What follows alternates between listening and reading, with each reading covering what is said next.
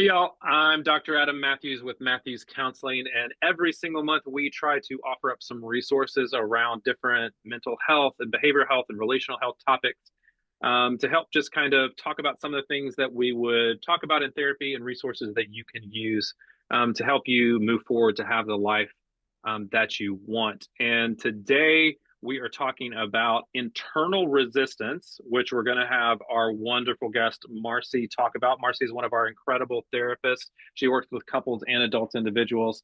And internal resistance, that's a fancy word, Marcy. So tell me what we mean by internal resistance.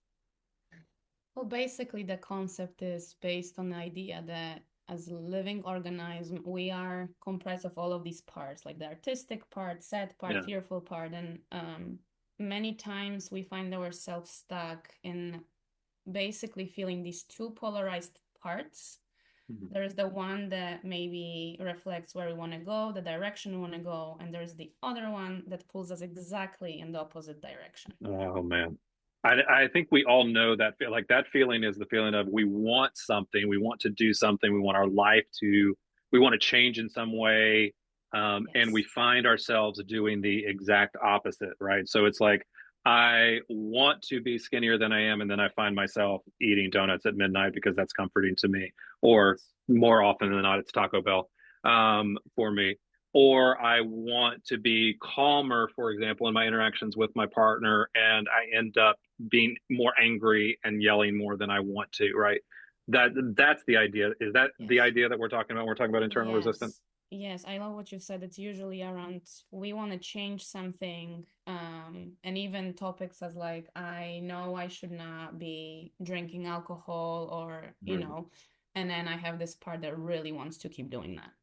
Yes. Yeah, which is hard sometimes for us to admit, right? That there's a part of us that wants to keep doing. It's hard for me to admit that I actually enjoy Taco Bell and I want it more often than I think that I Yes, should. Yes. And it's hard. It's hard to admit that there's a piece of us that likes those behaviors or that brings some there's a piece of it that brings us comfort in those behaviors that we don't really want to persist in our life. yeah, Yeah. absolutely. So we usually tend to see this part that is, in our awareness, socially Yeah. appropriate, but the other one we kind of try to disown, dismiss, and Yeah. ignore, and do a lot of things to cover it up. Yeah. So how do we begin to address it? Like, what do we need to like, especially if we don't often want to admit it, right? We don't want to admit that there's that part there. How do we begin to go about addressing that internal resistance? I think it's very helpful for me to really understand that the resisting part, there is some unresolved pain. There is some Mhm. aspect that is in pain, and that's why it doesn't actually, it tries to warn us against something. Mhm. So it's not anything bad. Actually, resistance is very good as it surfaces. So it helps me understand that there is some aspect of me that is in pain. So I need to look at it. Yes. And that That's a takes very, this piece of shame away a little bit. yeah. I was going to say that's a sounds like a the work of self-compassion as well. That Yes. like to be that it helps me be compassionate if to myself if I see it as coming from a place of hurt. Yes, yeah, and that piece also carries very important like personal truth about you.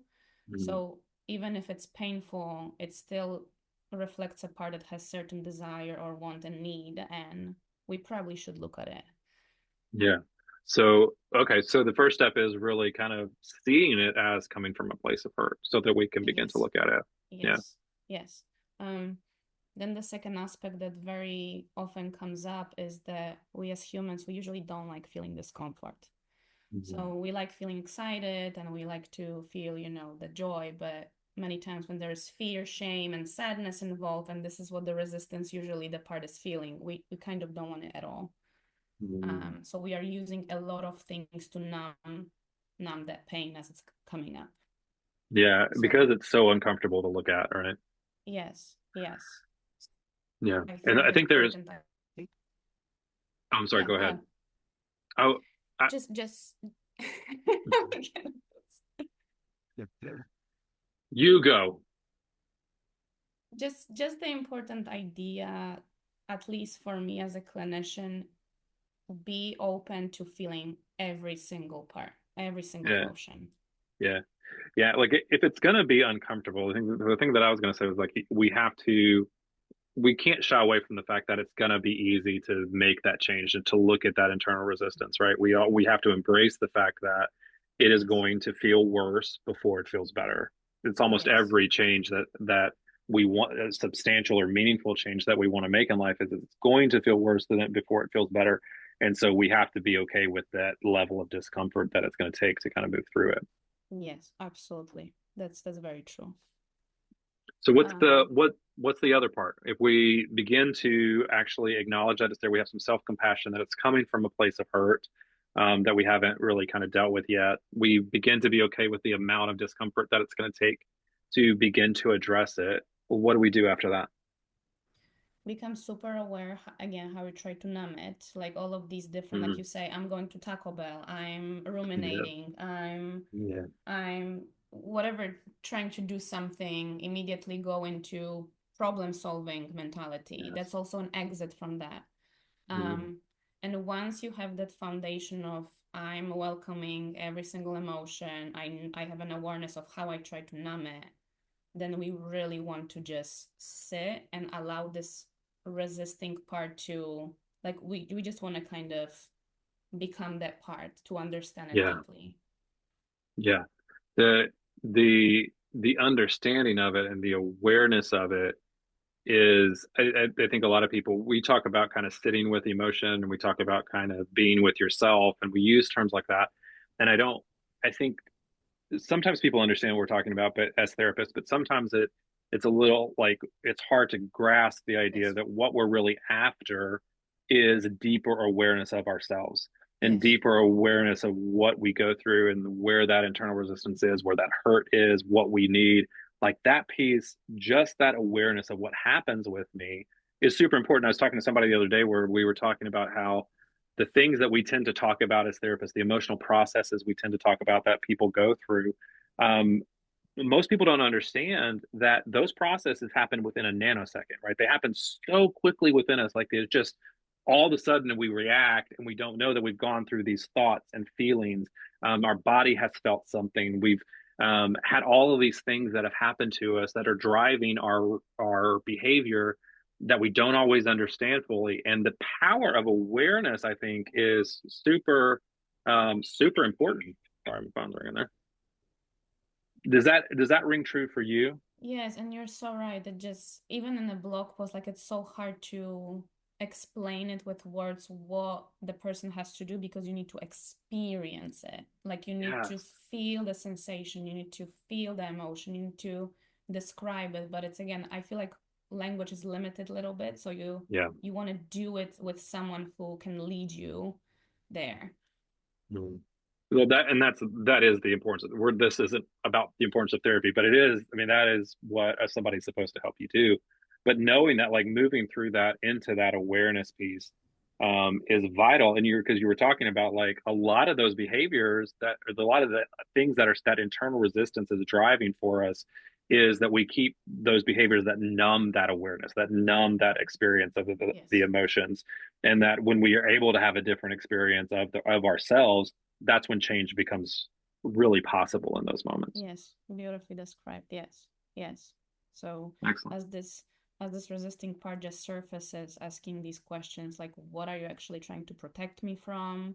What is the pain that you're wanting me to avoid? What would be so bad to go into the other Mhm. direction? And just I tell my clients, you don't want to think about the answer. You want the answer to be revealed to you from the bottom top. Yes. Yes. That sounds so, for lack of a better word, it sounds real woo-woo to most people, Yes. right? Like that answer that it surfaces. But when we can get that, when we have that awareness of what's happening with us, we can get a lot of that resistance out of the way, and answers do tend to surface for us. The what those things are tend to rise up for us, and it is such a difficult thing to describe to people, that we're not searching for the answers with our mind, we're searching Yes. for it with our emotional system and with our bodies, because those answers give us a different experience of that. So I love that. And I could honestly talk about this for days. But Marcy, if we could just sum it up, what would be one thing that you would really want people to know about this topic that we're talking about. This process cannot be even started you if the frame that you're coming with comes from I only want to feel the good parts of me. Mhm. The full and unconditional presence, and that which is love, actually, the way I understand love is to be able to stay with these parts that you don't like about yourself as well and look at them. Mhm. So I think this is something I want to really convey. Not only Oh the man. good parts, but also love is about looking at these parts that we don't really like about ourselves too. Yeah. You're sort of mentioning this, but that's, I could talk about that for hours too. Like that, we have to take it out of this good, bad place and to really kind of notice what is rather than trying to fight off the supposed bad Yes. parts of ourselves, right? Like we have to just accept this is who we are. If we want to change, we have to begin to notice what is rather than what we want to idealize ourselves to be, Yes. which can be, it sounds like such a downer, but it's actually not. Like what it is, it's actually really hopeful because when we start to deal with what is and all those parts of ourselves, as Marcy's talking about, it is much more, change becomes much more hopeful. It becomes much more possible, and we can actually move more into the spaces and the behaviors that we really want for ourselves. So, as we talked about already, it is so helpful to go through this process with a therapist that you can trust, that you're connected to. We have a ton of therapists like Marcy, who would welcome being able to work with you on this process to kind of look at these parts in a non-judgmental, safe space and begin to actually help you move forward with it. And if one of our therapists doesn't work for you, we want to encourage you to find somebody, to find a therapist that you can really work through this process with, because it is so worth it. We have our clients say time and time and again how surprising it is that they, how surprising it is that they are, that therapy actually works the way that we talk about it working. So, thank you guys for hanging out with us. Marcy, thank you for your wonderful insights. If you want to read more about this topic, Marcy has written an exceptional blog for us that's up on our website at matthewscounseling.net. So thank you so much, and Marcy, and we look forward to talking to you guys next time. Bye, everybody.